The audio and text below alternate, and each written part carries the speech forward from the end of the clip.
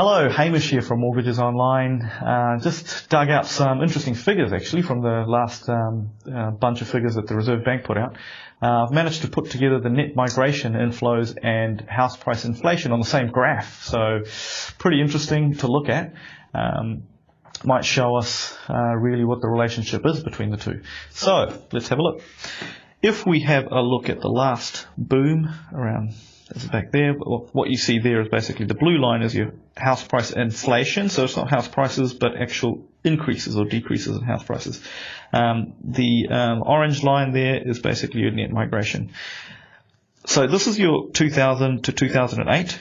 The last boom, you definitely saw looks like the house price inflation overshooting the net migration last time around by a huge margin actually. Then you saw the global financial crisis coming along, and then basically a bit of an influx of migrants, and then the house price inflation kind of following along.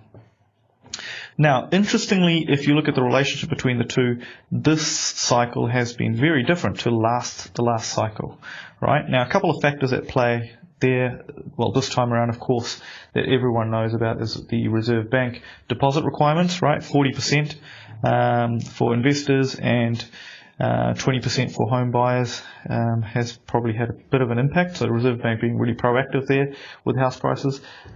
Also, of course, the composure of migrants. I think this time around a lot more of a lean towards younger migrants.